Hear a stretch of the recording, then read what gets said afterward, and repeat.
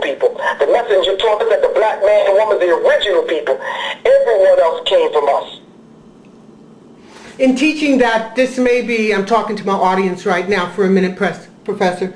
I'm talking to the audience and letting them know that you know that week after week I keep reminding you of who has been the victims of this thing called AIDS and HIV and all of these diseases. It's interesting that a gay male disease would end up targeting black females. Professor Griff, the actual morals of today's, sometimes when I look, sometimes I see when I'm in Walmart or something and I see something, I ask myself, what exactly is going on in the industry, in the music industry right now? Could you explain it to my Hawaiian audience? Because, you know, hula and Hawaiian music is a multi-billion-dollar industry that people don't even look into. So they have their own jealousies and infighting and stress.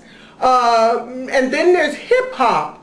How has politics and perhaps even matters of faith changed or bettered or for worse in terms of conversation do you see? Do you have any thoughts on that? Now, are you asking me the state of hip-hop? I would, because I'm not really understanding what's left of it. I'm going to do more homework, because now that it is a bona fide part of American culture, is it fair to say that it is an American invention? Absolutely not. You are dead wrong. Okay, educate me. Don't get mad at me. Educate me. Draw me out and in.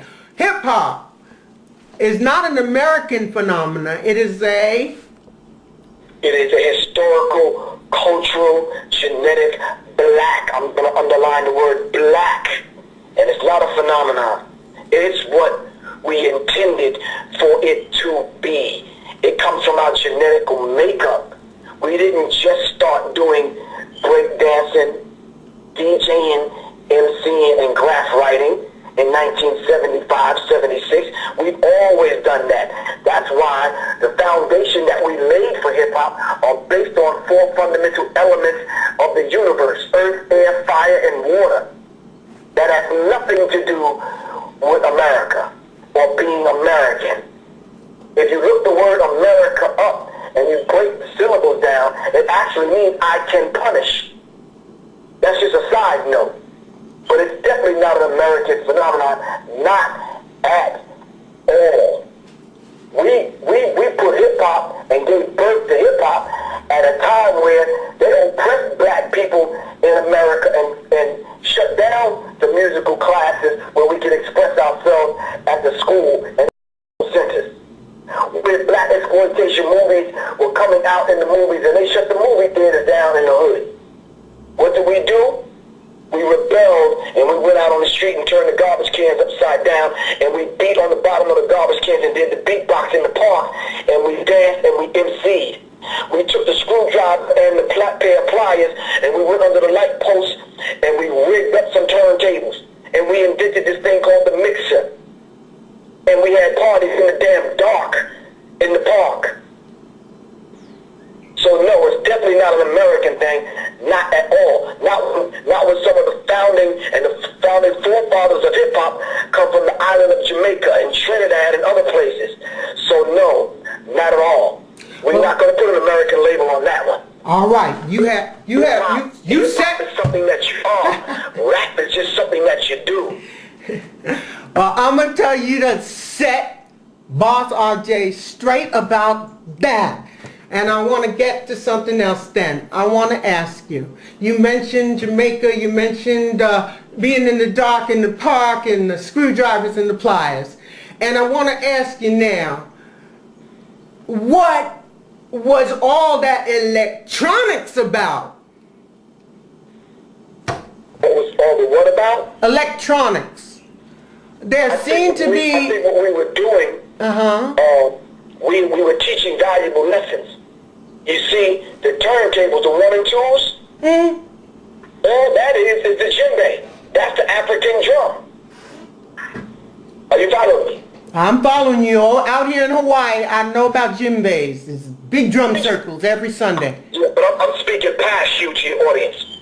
So the djembe served, when you hit the djembe, when you hit the African drum, we learn intricate patterns to heal the body.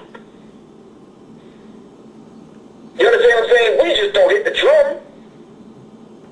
You know, right now, there's people on the African continent taking 6, 8, 9-month drumming classes just to learn different patterns, to learn how to hit the drum, to play the drum, and to the degree where it actually heals to get certain cells moving in the body to heal the body. We've always used music for healing. See, this is what they don't understand about the ones and twos.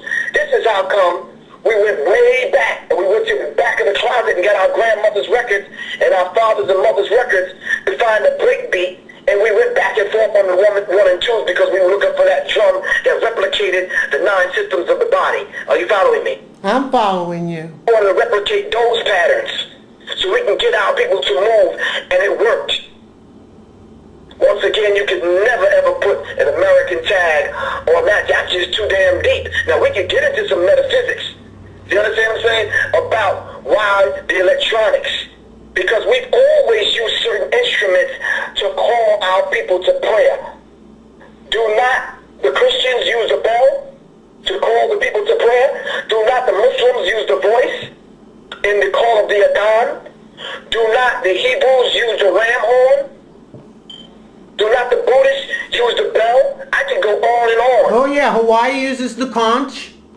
Right, so when we call people to hip-hop, we call them using the 4 fundamental elements, which tapped into the 4 fundamental elements of the universe. I saw one video where you asked about where is the black press, and I don't remember if it was about Obama or it was about something else. But could you talk a bit about black press? Is underground black press, which is tapped into the African grapevine. Yeah, but the madness that you see coming out on these dirt sheets called newspapers, no, absolutely not. The filter that has to go through is a distorted filter. And we can't trust them. No, we can't trust them, love. No, not at all. All that has to come through the Associated Press. That's true. No one runs that media, that medium, the media, which is multi-ethnic destruction in America. You know, a maniac European devils in action. We know who run the media, so no. No such thing as the black press. So you turned 50 in 2000. Did you not? Yes. You were born in 1960. Right, exactly. Me and Chuck. You and Chuck. Yes. Who's Chuck?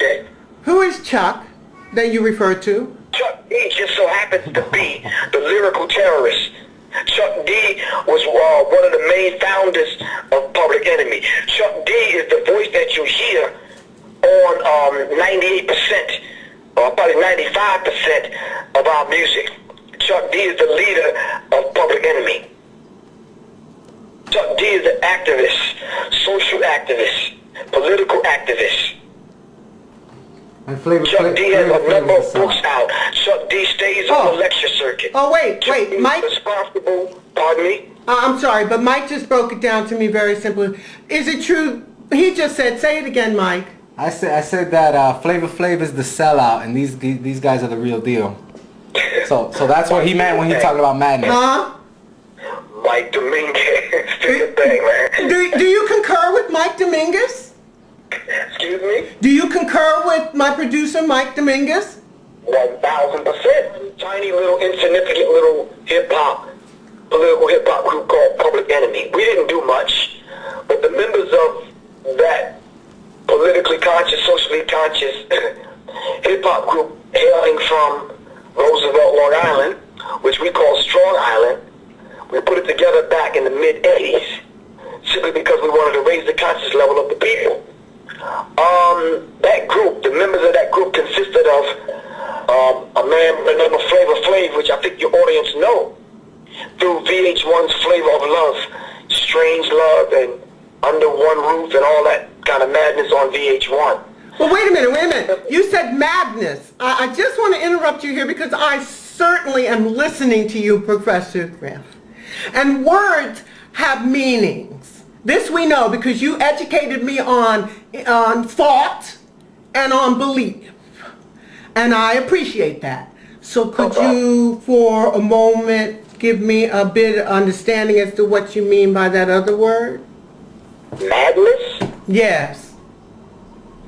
Oh, when you're on TV, being paraded before the world with over 7.5 million viewers on VH1, calling yourself a pimp, wearing pink, pimping women on TV, and you come from Public Enemy, the most socially conscious, politically conscious hip-hop group ever in the history of black music.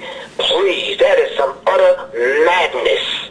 And I just wanted to tell you that we are going to have further conversations. I want to write something to you because although I may not know hip-hop,